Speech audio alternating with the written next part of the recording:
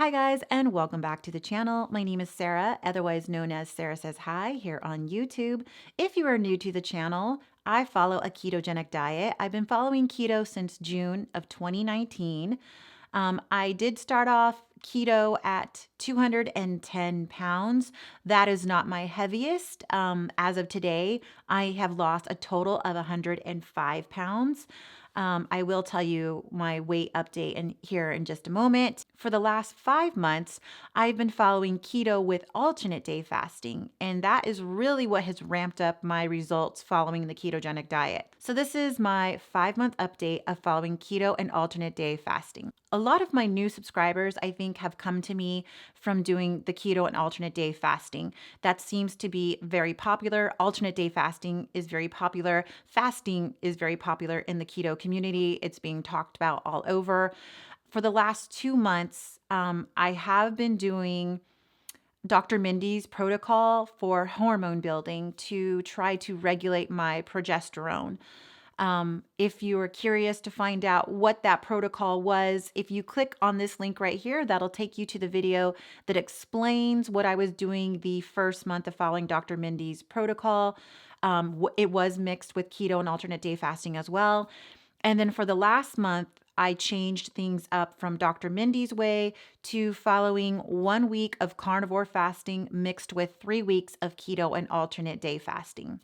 So that's what this month is. Month 5 was doing the carnivore fasting mixed with keto and alternate day fasting. So just to give you a little idea of what I have done.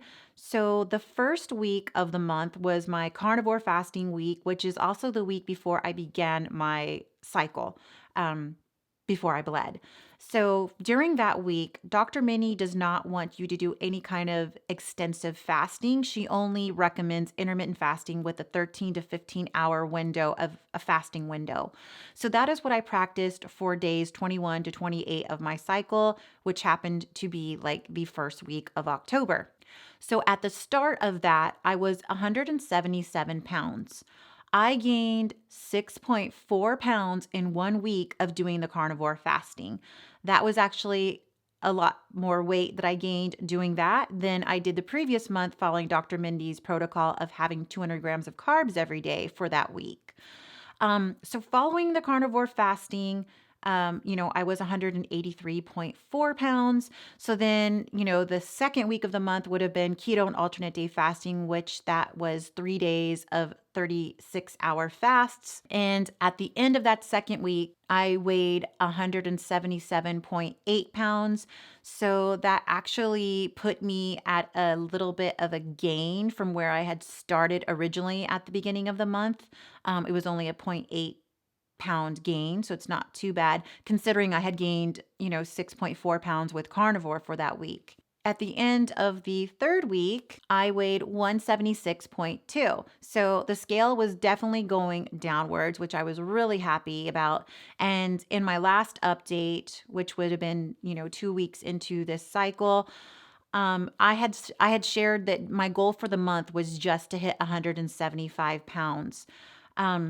So the lowest weight that I have been in the last 9 years was 176. So 9 years ago, I tried intermittent fasting and I did not have the greatest success with it. I tried it for 6 months and I think I only lost like 3 or 4 pounds in those 6 months. But I was eating a SAD diet, the standard American diet. So I was still eating carbohydrates. I was eating brown rice. I was kind of eating more like a bodybuilder type diet back then, where I was eating a lot of chicken breast, broccoli, brown rice.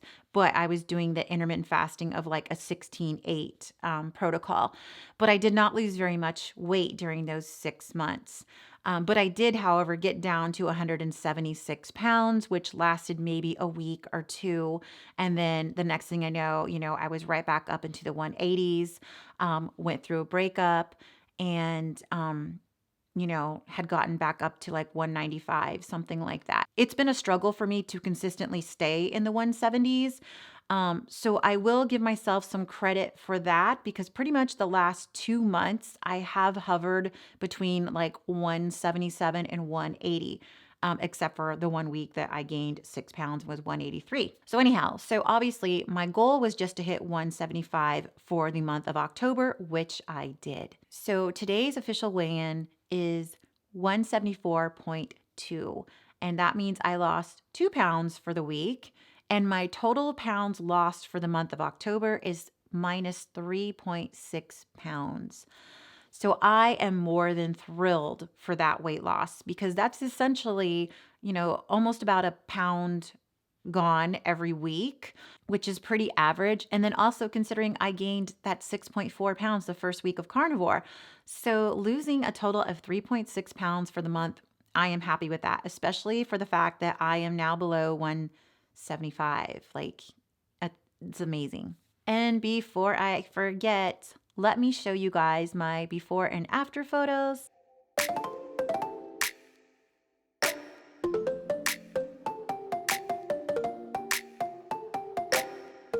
So in my last update, I was trying to decide what I was going to do for my progesterone building week, which today is the start of my progesterone building week.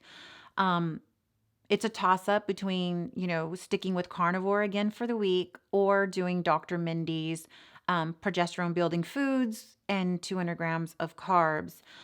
I have decided that I am going to do Dr. Mindy's 200 grams of carbs for 3 days. So instead of doing it for a full 7 days, I have talked myself into doing it for 3 days. Why 3 days? Dr. Mindy, she's constantly changing things, modifying things based on the feedback she's getting from her clients who are doing these protocols. So Dr. Mindy had stressed that between days 21 and 28, that was really the week of the month that you needed to implement eating the progesterone building foods. Now she has changed it to saying that day 21 is the most significant date, that she doesn't care what you do the rest of that week, just, no prolonged fast, but day 21, definitely no fasting and eating the progesterone building foods. So now she has said that you need about 3 days around that time, around the day 21. She has suggested days 17 to days 21 to do the progesterone building foods. However, because I was coming off of my alternate day fasting and I really wanted to stick it out for the week, I couldn't do that. So today is the day 21 of my cycle. So for the next 3 days, I am going to implement following the progesterone building foods that she has suggested. And, just doing intermittent fasting.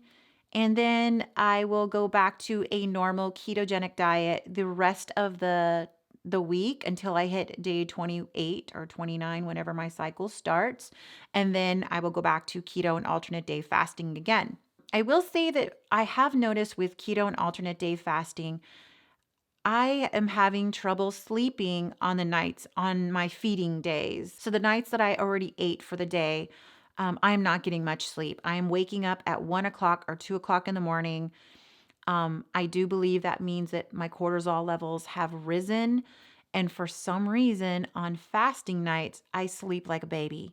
I'm starving when I go to bed, but I will sleep like a baby and I won't wake up until like 5 or 6 o'clock in the morning, which is much improved there. The one thing that has been very freeing in the last 2 months is that, guys, I am not counting calories. I am not even counting macros, meaning I am not counting carbohydrates. So honestly, I can't even tell you how many carbohydrates I have been eating for the past 2 months because I'm no longer tracking it.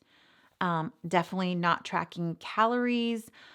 I wouldn't quite say that it's intuitive eating because I do feel like on my eating days, I might be overeating. I might be eating quite a bit. I wouldn't call it binging. I'm like eating until I'm satisfied, I guess you could say. There have been some days where I was so full for my breakfast that I didn't have lunch.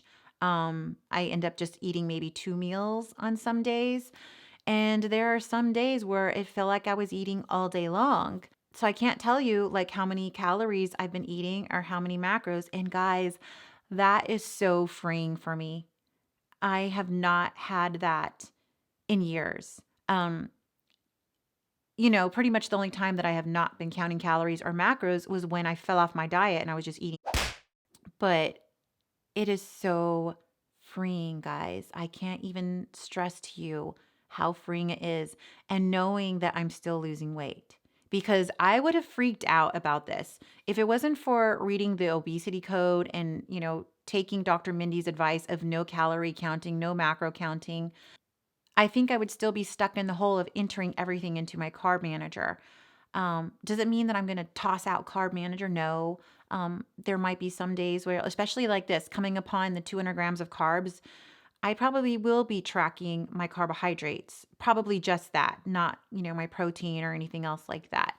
But I can't even tell you guys the freedom there is when you no longer count calories. I'm not a slave. I'm not a slave to the applets of putting everything in there. I'm not a slave of weighing all my foods. I'll be honest, I have been eating my keto treats. You guys have seen some of the reviews on this channel that I've been doing. The Maui keto treats. I've been eating some Hecka Good bars lately. Like on my eating days, I've been eating at least one Hecka Good bar every day, usually in the morning with my coffee. Um, I've been having a couple of pieces of Lily's chocolate on my eating days. I've been having some form of either Rebel or Enlightened ice cream every eating day, just, maybe half a pint. Sometimes I'm so full that I don't even have treats, but I can't even tell you just how freeing this is for me. As I said in my previous video, I'm not strict keto, not at all. But today I checked my ketones and I am in ketosis. I registered 0.6. I use Keto Mojo, and today, let's see if the thing will pick it up there. Come on, camera. There we go. So it says that my GKI is 8.6, my glucose was 94, and my ketones were 0.6. And it says that I'm at a low level of ketosis. Those of you that are not monitoring your blood ketones, if you care about being in ketosis, you probably should get some kind of blood glucose monitor. I've been using the Keto Mojo since, let's see, I think I've had it for about 6 months. They just gave me an offer to upgrade to the new one. They're sending me some kind of package where I have to mail back the old one to them. And I think the new one was like over $100. So I had to pay like $50 for the new one and then give them my old one. And I get the new one for like 50% off basically. I really don't know what the difference is, but I figured why not? I'll just take advantage of it because I really have been happy with this blood glucose monitor. This is not sponsored, by the way. I'm just saying I love it.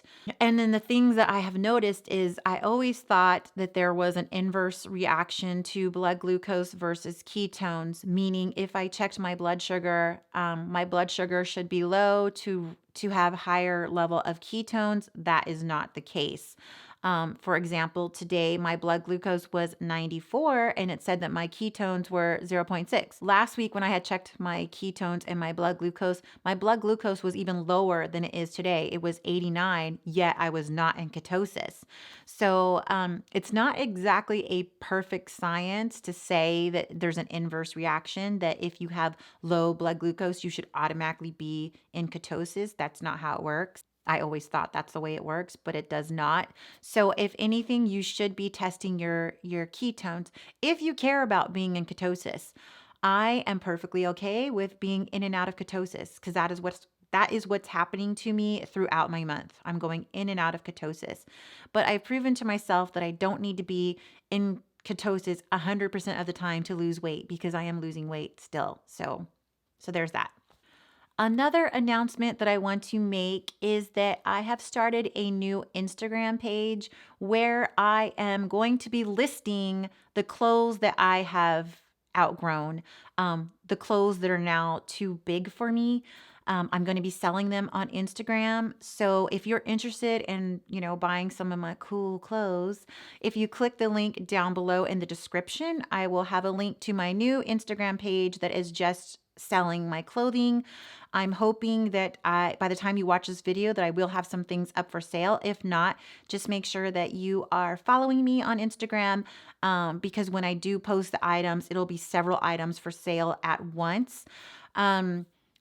So the clothing that I'm going to be selling it's going to be for sizes 12 and 14.